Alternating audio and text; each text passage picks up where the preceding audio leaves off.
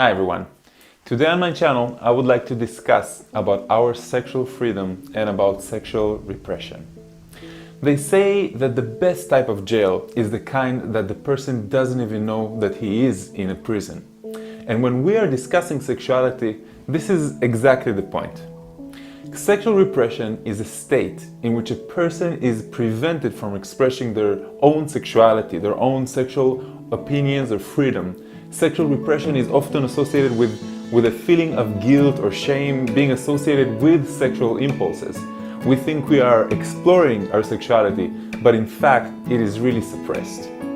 Most of us either don't use our sexuality wisely, give up on getting to our true potential, don't find the right type of partner to explore it with, or any other type of reason that you can think about. We're already very aware of many types of sexual repressions that occur in the modern world that are very common, like female genital mutilation, unacceptance of homosexuality, forced marriages at a young age, or honor killing and stuff like that. And here I would like to bring up to our conscious level the things that are sexual repression that we don't really take under consideration, but these things have been created that way in order for us to restrain us from reaching our true full potential. Before we begin, I would like you to know that some of the things I'm going to bring up might bring up some resistance. This is natural, this is completely normal. The beginning of any change usually starts with an awareness of what needs to be changed. And that is associated with the things that we want to change. It's like taking steps. For example, if talking about an extreme example, is a religious person that will not be able to listen to a person speaking against his religion in any way or against any of his beliefs. That's the resistance I'm talking about. So just try to be aware when you're resisting, where it comes from, and what's the real you would actually think about that. And again, there is no truth but your own divine truth, guided by your own higher self, and given to you by your feelings and by your intuition. So back to our subject. Here is a very simple example of sexual repression. When a woman has her bikini on, it's socially accepted and even sexy. But when she has her underwear on, it's socially unacceptable and she should be embarrassed of herself. Of course, the same thing with men. Take a second to think about what this actually means and the programming we had to endure in order to get to that way. Also, did you notice how differently society treats nudity or sexuality between women and men? This is also repression of women's freedom, of course, women's freedom of expression. Here's another example that will probably show you how different it can be. In most places in the US, for example, it's prohibited to suntan naked, while in Europe, lots of women suntan topless and there are many public nude beaches. In Europe, spas, for example, it's very, very common that men and women will go into the jacuzzi or sauna together and they will be completely naked. And this is okay, it's not about sexuality.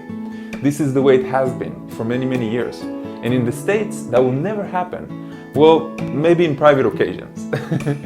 So given this example, why is nudism considered to be sexual in one country, but free and more common in another? The answer is social programming. It's always about that. And the reason? Like in many facets of our reality, is to lower our vibrational energy. It's to have the ability to somehow control us using fear.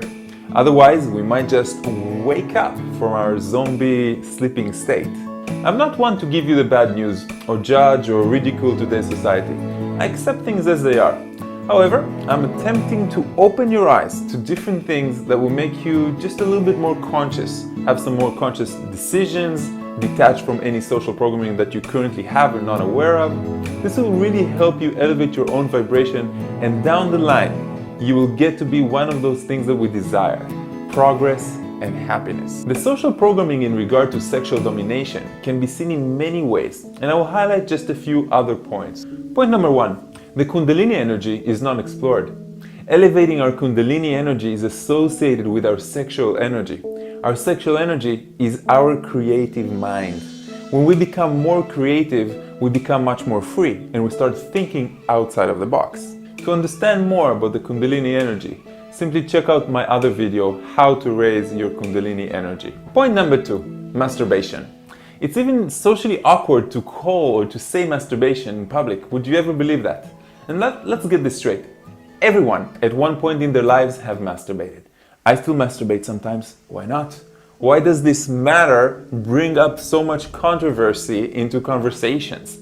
Again, the program is that we shouldn't touch ourselves. This came from all the ancient religions, the big three. Major religions didn't really want us to masturbate. This goes against it goes against propagation. It goes against anything that they stand for.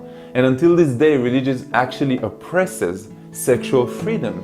But this is also highlighted and maintained in other mainstream programming methods, like in movies, in books, in schools, in parental education, and much more. It's like embarrassing to talk about this very, very simple and natural subject. So how did this subject make you feel? When is the last time that you talked about your own self-love with your spouse, with your friends? It's something that you keep to yourself. So I have 2 masturbation jokes for you to lighter the mood, so you feel better. So when is the only time a guy can multitask? Answer: when he's watching porn, masturbating, and keeping an eye on the door at the same time. Another one. A dad warns his son, "Hey son, if you keep masturbating, you're going to be blind." And the son replies, "Dad, I'm over here." So, could it be that you feel ashamed when bringing this subject up? Where does the guilt come from, huh? Open your mind and see the oppression. Number 3, multi-orgasms and the act of love. Now, most men are not even aware that they can divide the orgasm from the ejaculation, thus allow them to have longer and more enjoyable orgasms, plus the ability to be multi-orgasmic like a woman. And this is a part of the present programming. Better sexual life will bring more enjoyment, a higher state of being, and therefore harder to control and manipulate. And this is why it's never being brought up. And even though there are more things I can bring up, I'll bring this last one up. Marriage. Now, this is funny, I am married, and happily, if I might add, unlike many others that I know. So think about it this way.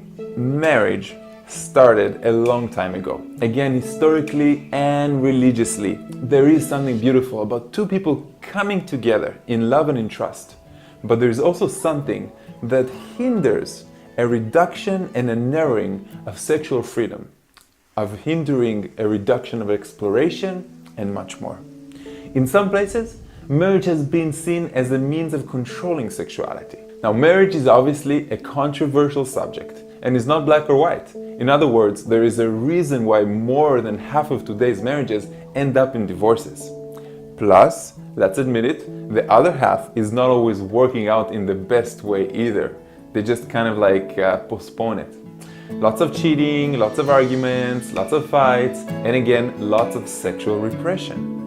A partner can withhold sexuality from his spouse and this allow him or her to see other people. This is obviously considered normal in today's society, to most of us. But can we think outside of the box? Why would one person hold a person's sexuality? So to summarize, I've been investigating and understanding more and more about sexual repression and sexual freedom. And only now I can truly choose to bring it up. Now, because I feel more people are becoming aware of themselves, more aware of their sexual limiting beliefs, more aware of their own programming, their belief system. So guys, thank you very much for staying with me all this time on my YouTube channel. If you like this video, please share it or just simply like it.